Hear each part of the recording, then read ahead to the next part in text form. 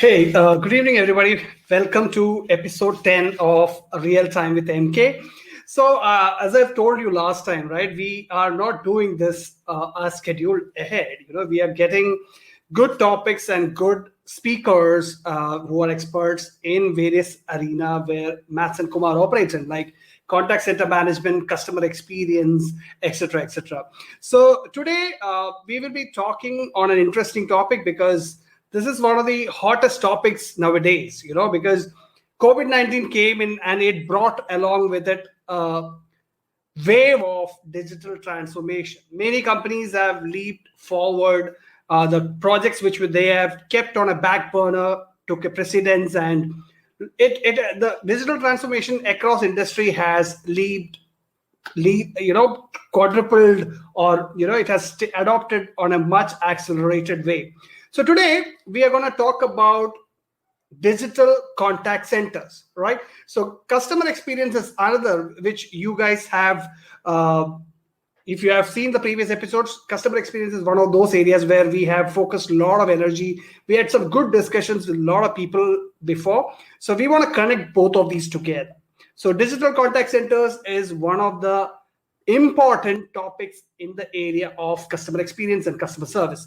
So when I was looking at the experts who can talk about it, there's only one name which I could recollect, and I wanted to bring him on. So it's none other than Rudraksh Singh Parmar. He is the VP of Business Process Outsourcing at Maths and Kumar. You have met him before as well. So just to give a brief intro about his MBA graduate in operations management with over 15 years of experience in operations management and transactional quality.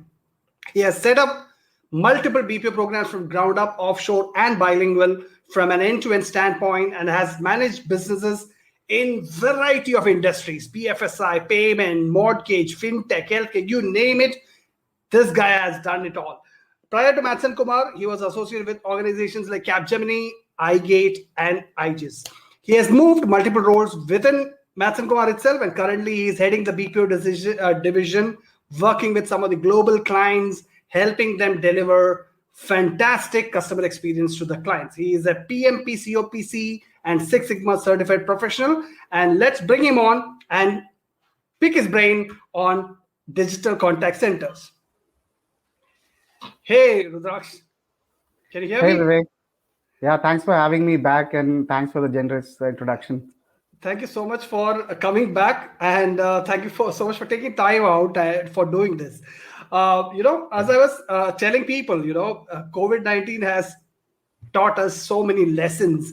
It has accelerated so many changes within organizations, and digital transformation is one of them. And we have seen that impact a lot of areas when it comes to our customer management and customer service and things like that. So, as you know, today we will be discussing a little bit about digital contact centers. So, if you're ready, I can share my questions with you. Oh, yeah, sure. Let's get right into it. All right. So my first question, because I had this question in my mind for some time, so I wanted to ask that. It's a very simple question for you, but for me, it's on the viewers. I'm pretty sure a lot of them may not know this. What is a digital contact center? Okay, well, that's the buzzword. Surely the buzzword nowadays. But typically, a call center 10 years back, was just about making calls, receiving calls from the customers. Brands weren't really, onto other platforms, and there came a big surge of digitization and smart devices and smartphones came up. So of course, from call centers, it got on to contact centers where contact centers were managing chats other than the regular calls, emails, web-based chats, and a lot of social media platforms also now. Right. What has happened over the period of these years is that there has been a lot of latest technology that is being used, digital technology that is being used, and by usage of these digital technology, what happens is the contact center is trying to make a predictive attempt rather than a reactive one, and of course that leads to the enhanced customer service. So Right. if I have to sum it, digital contact center is basically managing contacts across digital platforms using digital technologies, and ensuring customer experience is paramount to the business, and that being the main key driver of this. And digital contact center as a concept is being offered by a lot of third party outsourcing companies. We at Matson Kumar are one of them, and of course the whole gamut of services, when I talk about call center services or contact center services, are being very well within this area, within this arena of digital contact centers, are very well displayed, all the Right. line of services that we have. So yeah, Right. to cut the long story short, digital contact centers is definitely the buzzword, and it is about managing contacts across digital channels for all the customers that we have. So yeah, Right. Right. that's Absolutely. I am clear on that as of now. So, we have seen over the last 1 year, with work from home, a remote workforce, and things like that, digital technologies have played a major role in running contact center operations, anyways, right? yeah. So, okay, right. So, moving on, I want to touch upon another buzzword, which is digital transformation, right? So, what are the key drivers for digital transformation of contact centers today? Interestingly, you said key drivers. I would say there is one and only key driver, Okay. which is customer expectations. Customer Right. expectation has changed it all, and everything revolves around it. And I'll tell you why and how. Basically, customer expectations in terms of speed, agility, the time of resolution has completely changed. People want Right. faster resolutions. They want deeper insights into business. And when we talk about a digital contact center, how does a digital contact center enable these agents to deliver faster resolution, is one of the examples that I would want to start off with and Right. take. So, for example, we have seen certain legacy softwares and CRMs in the past, where we would toggle our typical contact center agents would toggle through multiple screens to get Right. to a basic resolution. What has Right. happened with the digital adoption that a lot of contact centers have taken up, or even the brands and organizations have taken up? What is that we have kind of encapsulated a lot of information and data basis the top call drivers and top contact drivers on the CRM in a way that Right. what a smart view does is that it gives you a one screen view. This is one of the best practices that I'm sharing with you. Right. One screen view, where the top most inquired elements from a customer's end is visible, so the information is out there on one single screen, so the agent Right. doesn't really have to toggle around. That brings down your handle time, that brings down the overall time to give resolution out to the customers. So I Right. think that is a very important element. I also talked about deeper insights. What that means is, with a lot of analytics, with such a digitally strong contact center, there is a lot of backing by strong analytics, which comes through the data through various channels. Now, with Right. that, we track customer behavior, customer sentiments. Again, you might hear me saying predictive multiple times during this session, because that actually is the whole intent. The intent of a Right. contact center is to get the cues from various contact centers, and we've talked about omni channel in the previous sessions that I've Right. done with. So through Right. the omni-channel journey of a customer, we get to get different cues. Those cues form a data set through which certain insights are developed, and using those insights to the advantage of a contact center and a client, to a contact center, is the whole essence of it. Right. Um, Right. you Yep. know, and of course, with the customer expectation, we also have certain tasks that are mundane, that are very repetitive. The whole idea was to ensure that there is some level of automation done through the digital technologies that we have, some Right. level of automation. But again, and this is, I might be contradicting a lot of people out there in the market, but Right. we still want to have the human touch there for a 80% of the process workflows, because current workflow automation is about 20-25% on a single stream kind of a business. On Right. complex businesses, this is even lower. So of Right. course, having a good mix is also the whole essence of it. And like I said, it's customer expectation, and all of this are subset to it. So customer expectation is the real key driver for digital adoption and digital transformation in contact centers and even in other organizations for that matter. Right, I understand that because we are all at the end of the day some consumers for some of the organizations. I remember recently I shared with some of the colleagues in my company. I called up one health technology company in India for Mhm. my reports. They made me wait on the call for around 20 minutes. After that, even though giving all the IVR inputs, after that again they asked me for my details and all that. So that was really really annoying for me. So I think digital technologies are a boon for such kind of call centers. I'm pretty sure.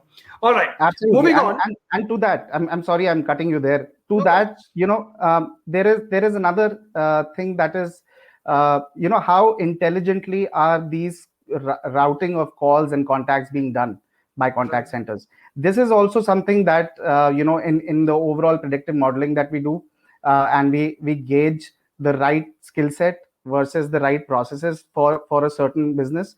right, We ensure the right routing so that people like you don't face that kind of an issue. right, And right. that is very well taken care of in a digital contact center kind of an environment. Fantastic, fantastic. Yeah. All right, moving on. My next question is, I want to know some insight from you on the common benefits of deploying a digital contact center for organizations out there. See, any digital contact center right now has to be cloud based, right? Right, And though cloud has been in existence for several years now, intelligent cloud systems is something that is making the and topping the charts at the moment. right, What I mean by that is, of course, it enhances your ability to scale. It right, enhances your ability to work remotely, which is very much required in times like these. right, It also gives you faster implementation and faster integration. What has happened, Vivek, over a period of time is that APIs have become easier, APIs right, have become faster. So the right, overall adoption, if we see 4 years, if I go back 4 years, adoption of a digital technology and even as simple as a cloud platform was a little difficult, and people would resist to it. right, Right now, if you see the whole essence of having the benefits driven out of these cloud technologies is it gives you the flexibility of remote working, and like I said, integration implementation becomes a very easy task. Now, right, this eventually cuts short the overall lead time or turnaround time for customers, improves agent productivity. Also, I also look at it as better analytics through these systems. It helps you track, measure, and iterate more and more. So I think these are certain these are certain things that definitely are outright benefits of a digital contact center. And one, if your adoption level at the moment is on the lower side, I would encourage all everyone who's joined in and are a part of any of the teams taking care of the transformation for the respective organizations and departments, do that, have a look at it and assess once again, because measuring and gauging through adoption of technology becomes much easier. And that all of this kind of elevates your customer experience because it's very evident in the right. responses, in your way of managing customers entire life cycle and journey. Absolutely, absolutely. I think you are in line with, as you mentioned, customer expectations of today. Every customer wants uh, service on their preferred platform at their preferred time, with not much waiting time or getting the query, getting their information beforehand itself, so that the agent is ready to answer them. All Yeah. those things are like a need of the hour at the moment. And Fantastic. also, Vivek, see, there was a time when we were only talking about IVRs. We were only Right, talking about IVR adoption, IVR enhancement. right, The new thing that we've implemented for a lot of our clients is the ITR, which is interactive text responses. Because a lot of people are, and this is a number that I'm quoting right now, but don't quote me on it because I take references from certain studies. right, Almost 40% of our consumers, in the e-commerce IoT domain are actually using the ITR, which they invariably do not know what that is, but Right. a smart digital contact center knows that the interactive text responses are being used to track information and to get those subtle cues from them, which probably in a conversation like what we are having right now might not come up between a customer and a brand. So Right. that's another intelligent way. And I don't call this infiltration into customer data. I call this, social engagement in a way, Right. and a smarter way of socially engaging with your customers, and of course keeping them engaged with your updates and with what is coming up next, and how things can be offered to you in a much better fashion. And Right. are the offerings that you're looking at right now in line with our recommendations overall or not? So all of Right. that, kind of becomes easier. Right, right. I will have to read upon that. I'm hearing it for the first time from you. Thank you so much for that. All right. So let's take it one step ahead. Somebody's listening to us. He heads a big organization's operations, customer service operations, and he wants to deploy a digital contact center for his organization. So, what are the key considerations to be kept in mind before deploying the digital contact center for their organization? See, it's a given thing that digital adoption needs to happen, but Right, every organization has its own business goals. They have their own right, business models. right, The overall targeted audience will also vary from business to business. So right, what one is to the first step should be to assess the level of digitization that you need. uh, the question is not that you need or not. Certainly, you need digital right, transformation and adoption in your organization, but to what level? And right, once you have that well defined, I think that's when you can, take step 2 and 3 and so on. But the first thing is to understand that digital adoption is not a departmental thing. I see a lot of organizations struggle with who it rests with, who right, owns the digital adoption. Now, it is definitely not the IT team. It is definitely not the product team. It is not the service delivery team. It is every team which is engaged with the customer's journey, some way or the other. If you're involved in tracking customers' journey and are a part of it, any which way, you need to be a part of the decision making on digital transformation as well. right, So right, once you have it defined, that what is the level of digitization that you want for your contact center or for your respective organization, then the next thing is to understand that there is only so much that technology, and be it AI, be it pure machine learning or an NLP system, that can do for you. So don't burn out your budget going full throttle on AI. Like I right, already said, it is about having a good mix, because while your AI can manage the routine tasks, the complexities and the complex processes will need that human intervention. So one, absolutely, understand the kind of digital level, digital percentage, or you might want to define it as a ratio that you're looking for in terms of adoption. And two, decide on your budget and keep your budget to a level where you don't go full throttle on investing very heavily on technology. And got of it, course, just like any other project that we run, there is a alpha stage, there is a beta stage to it. So once you have deployed a certain technology, you would want to look at all the vulnerabilities around it. And if you've done with all the vulnerabilities, you might want to take the step next. But before you do that, you want to check the current deployment and load test it to a level that your business requires. So all of right, that, and like I now, just to sum it up, no one owns it. It rests with everyone who is a part of customer journey this way or that way. And at the same time, one has to be very careful on the budget being used. So I think right. these two recommendation and consideration from my side, and the contact center should be good to go. I got it. So on your point about human intervention, I recently had a chat with Chef Aiken. So I can quote Oh, him on this. He said that humans are not going to go away anytime soon. Humans are needed, but their efforts need to be augmented by technology. So that's the right way to do it. correct, So correct. as you mentioned, that's the right way. How much digitization do you need? That's a call, and everybody needs to step into the action. All right, fantastic. Another important area when it comes to digitization of contact centers is customer analytics. So I want to know how important is customer analytics in the arena of a digital contact center, and when it comes to customer, what are some of the best practices you recommend based on your experience? Well, I'll tell you something. So, one, of course, analytics, data analytics, and data overall is very important. I keep telling my team that the data will hear you out if you're ready to listen to it. Uh, Right, so, so it is about channelizing your data well. It is about how you use it.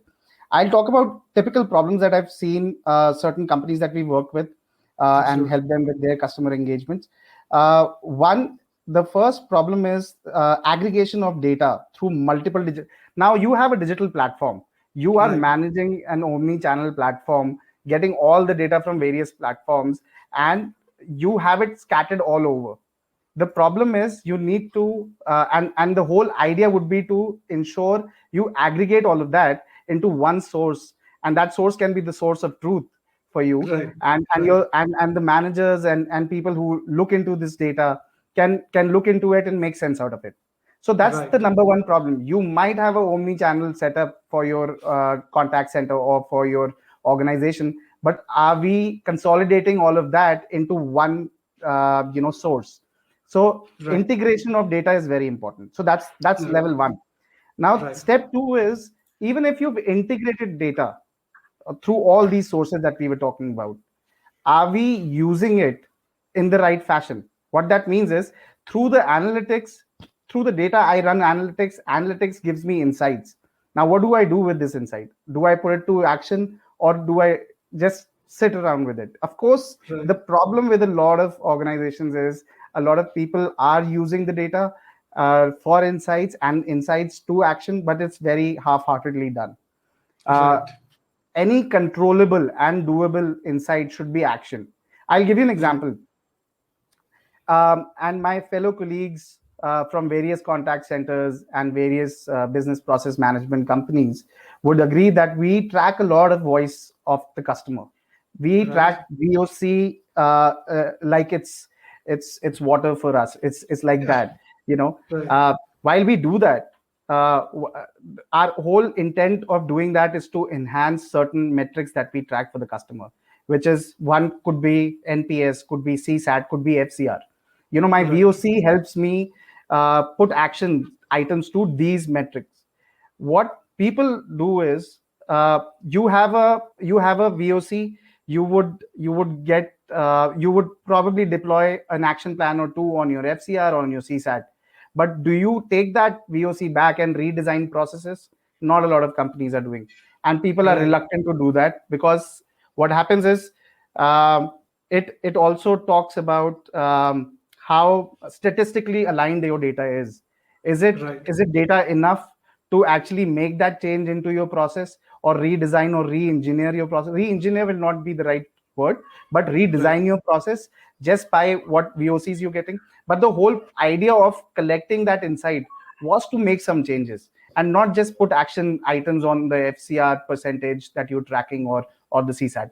So uh, this is the second part of the puzzle. Now, if you see, integrating information from all the digital channels and using it to put actual actions out of the insights that you're getting, this is where your analytics would come into play. And this is where I see a lot of companies struggle at the moment. If we fix right, these two problems, a lot can be taken care of right, in terms of enhancing customer experience. I go back to customer experience, because everything, all of this, the whole idea of a digital contact center deployment is because we want to elevate the customer experience in today's date. So yeah, absolutely, that's absolutely. that's the Right. role of analytics there. Right. I think as we listen to our agent conversation to improve their training, etc. I think if a contact center listens to the voice of the customer properly, that itself will give them enough ammunition to improve the entire process and get better results. Right. Correct. Fantastic. That's a very And elaborate. Yeah. Please. I'm sorry, and you're No right. worries. All our contact center managers, they use they base their decision making on a day basis these analytics on the data sets that we're talking about, and it's Right. not a gut play. It is purely data. So Right. you're bang on in terms of that. Fantastic. That's a very elaborate answer on customer analytics. That's very nice. So, another thing which I wanted to ask you this, I wanted to ask you last time also, but I missed it. So I'm added this time. It's self-service. Right? Nowadays, self-service is a key word which even customers have by hearted by, and they want to use it. So self-service is a key element in digital contact center environment, basically. So, what are your key recommendations for deploying self-service without increasing your customer efforts at the same time? Give me a second, guys. Sure. Sorry. So self-service. Okay, yeah. So see, self-service, of course, as a point to optimize your cost is definitely one of the things that contact centers are doing, Right. and big brands are doing. But more than that, self-serve also kind of caters to a lot of our population today, the customer population that is engaged in smarter ways of interacting with the brand. Right. A lot of people do not want to call in a customer care executive for Right. basic information, and that's where the self-serve comes in. Of course, cost optimization is definitely a major element to it. Right. The very first thing is to understand the customer journey. If you understand the customer journey, you know the sentiments and behavior of the customer, you know what they would probably look for when they get onto your platform. If they're coming Right. onto your application, if they're coming onto your website, you know the top inquiries. Right. Just like top call drivers are there that we track, we also track top inquiries across channels. So once you Right. know the top inquiries across channels, that is what you would want to convert into a self-serve kind of a workflow. Right. How much of that workflow can be automated is again something that has to be looked at process by process. And Right. this the whole self-serve only works well when you instill the confidence into the customer that the self-serve would really save that customer the time, effort, and even the resolution rates will be higher. If Right. so, it is very important that you instill that confidence. Only then would the customer use the self-serve in the optimum fashion. Right. um, I also feel that a lot of customers, who were uh, who still are, a little comfortable with calling in and getting their inquiries done over the phone.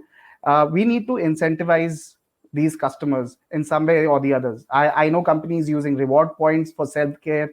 You do a self-serve kind of a activity, you get X reward points. So incentivizing these customers to make that shift, it is a paradigm shift. Right. Right. Not a lot of people are still comfortable in doing it through chat. As a matter of fact, for complex processes, the chat takeover from a machine to an agent is almost 80%. When I talk about a streamlined process, it's still hovering around 65 to 70%. What that means is that there's still a lot of people who would want to speak to a An human agent. at the Right. at the end of it, or Right. want to chat with an agent at the end of it. So yeah, you'll have to really give them some incentives, uh, instill confidence, like I said. And sometimes it is not very complicated. Sometimes it is only about keeping it simple and intuitive. You keep it very simple. You define the workflow so easily, and like I said, you automate certain workflow to a level where that can happen. And beyond that, you want to make it even simpler for the customer to Right. navigate through the platform, be it an application or a website. So I think Right. keeping all these 3 4 points in mind will enhance self-serve for any organization that is trying to go that route. Right, right. I think understanding your basic customer journey is the cornerstone to that process itself, right? That will help you understand where exactly self-serve will work for you. All right. So, next question. Another term like self-serve is personalization, right? Personalization is another important facet we talk when we talk about digital contact center. What are your thoughts on the same? See, personalization, of course, is very important. Everyone wants custom tailored solutions or some personal element Right, to the interactions. And again, going by a study that I've read, um, it talks about how with the same customer base you can increase your revenues by 5 to 15% just by personalizing your overall approach to managing the customer journey. Now wow. I'll give you some, yeah, I'll give you some examples, and this is very specific to online journey. Okay. So in an online journey, any startup or any business that is working online, which most of them are, have a three, they define it as a pre-visit, a during the visit, and a post-visit kind of an approach. What Right, happens is in a pre visit where you want to create the awareness of the product or the service that you're launching, or is launched but the awareness is not there, you send out personalized emails right, to customers. You have enough data to use. You send out personalized emails. You have a targeted a targeted display of advertisements. So these are certain pre visit kind of right, action items that people take to personalize, and right, these are very successful brands doing it. And again, we're going back to the same thing, being more predictive than reactive. The second phase of it is during the visit, while your right, conversion is happening, while someone is on the website and is actually looking at it. That is where your personal journey has to come along with some recommendations. So your right, application throws certain recommendations, your digital contact center throws certain recommendations, which is inbuilt, which is basis certain tracked browsing behavior, you know right, and of course there are algorithms that run behind is the backbone of the machine, and it runs at the background. So right, so that up from pre visits to during visit, while your conversion is happening, and then all of a sudden what happens is there are a certain set of customers that would leave the cart abandoned. right, That would that would probably add something to the cart but would not complete the journey of buying it. right, So reaching out to the cart abandoned, and how do you intelligently do that? By resurfacing the same products again. right, Somewhere or the other you resurface the same products, and you have a defined outreach methodology to it. We right, help a lot of our customers in uh, having a streamlined structured way to outreach these cart abandoned customers, and we want to ensure that we are calling up so we know the time that they will be available at. And this is again through a lot of analytics and data that we've been able to gather through digital technology. right, We know the right time to contact the customer. We know right, the recommendation that can be thrown out apart from the cart abandoned product that has to be resurfaced, and we right, also know the overall capacity of that spend that can be possibly expected out of that transaction. So all of that intelligent data and the right set of technology will enable you to drive personalization in a way which can be which can really do wonders for your overall customer experience, and then overall return on your investments on the technology side. I think I've never heard anybody speak about personalization in this fashion, the end to end personalization. I've never heard it. So thank you so much for that. All right. So we have come to the final question today. I have a surprise question after that, which is just a normal question. Sure. One thing I wanted to ask is, I know that you have a big team managing digital contact centers for so many of our clients. I want to know, what are how does your team do the magic what they do, and what are some of the key learnings from running such centers for organizations from various industries? So see, typically at Matson Kumar, we broadly categorize into three different categories. You know, Right, not service offerings, but how we manage the customers. We help brands acquire customers. We The second category, broad category, would be help brand service customers, and then the third category will be we help brand retain customers.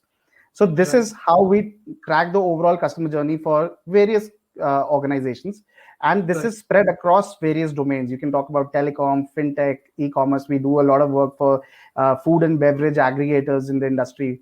BFSI being one of our strong elements also. We have also entered a couple of years back into the Internet of Things, which is smart wearables and the new wearable products that are coming out. And all of this is backed by strong analytics. right. Now, when I talk about acquiring customers, the three broad categories that I talked about, let's talk about the first one, which is acquiring. Right, When it comes to acquiring customers, we run small segmented processes, which is one, lead generation, for example.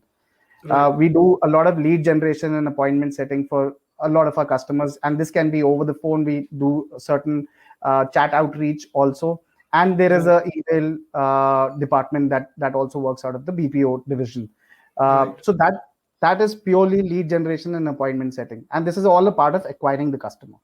right, The second is onboarding the customer. This is very similar to making a sale, be it over the phone or through other mediums that we use. But at the same time, this is onboarding the customer onto their platform as well. So it is not only about getting the documentation right and uploading the KYC for a fintech, for example. It is also about taking them through their platform and making sure that the new customer understands that he's being welcomed by the brand that we are working for. He is being taught every single the self serve that we talked about, that you know right, what, one, you we thank you for your business and all of that, and these are certain areas that you can manage yourself. Tomorrow you have a problem late at night, even if it surpasses our hours of operations, this is where you can go and seek information. So we do that kind of welcome call, onboarding for the customer. And of course we do a lot of sales. right, We do a lot of sales across fintech, e-commerce and telecom industry, and right, we've recently started it for the Internet of Things and smart variables that I was talking about. right, um, so this is all about acquiring the customer as a broad category. When I right, talk about servicing the customer, uh, again, there are multiple channels. We do a lot of inbound queue management, where we manage customer experience for a lot of our customers. We do outbound outreach to understand, to one, could be a troubleshoot technical kind of a process. So we do L1, L2, L3 levels of technically managing and troubleshooting various complex processes. um, Two, we also do web chats.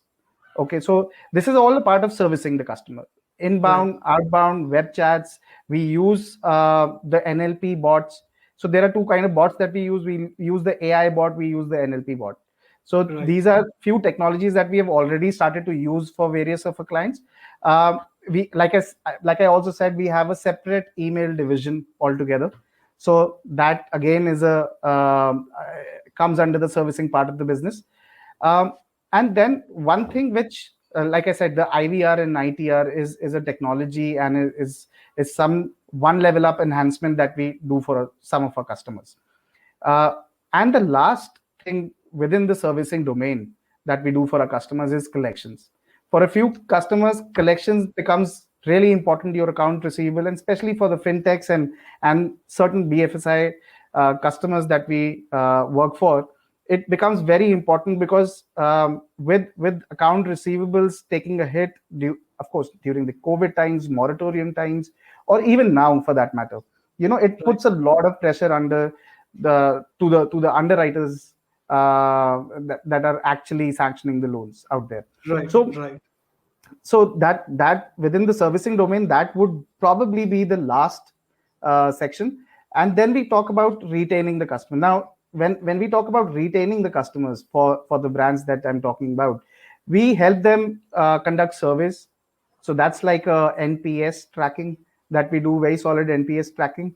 We correlate our CSATs, the brand CSAT, give our recommendations on that. So that is a different leg within the BPO division that takes Right. care of surveys. And when it comes to retaining the customer, of course, retention and renewals cannot be forgotten. We Right. do a lot of retention and renewals where we work with a lot of our clients where there is some or the other subscription that they're working on a subscription model. So there is a constant need to renew and retain. Right. So these are the gamut of services that we offer in these three broad categories. I'll say that Right. again: acquire, service, and retain. This is our model of, and across domains is what we do and offer. So yeah, I think if I've answered your question, Yes, yes, absolutely. It's a end-to-end, customer experience management. If I would say use that word, that's what yes. your team is offering. That's fantastic to hear. Right. So thank you so much, Rudy. Before you go, I just want to ask one question. It's been 1 year since we are all working on hybrid models and work from home and all that. So how has been the experience so far, and how is the year looking up right now? Well, experience overall, I think there more than experience. I think this was a period where everyone learned a lot of new things.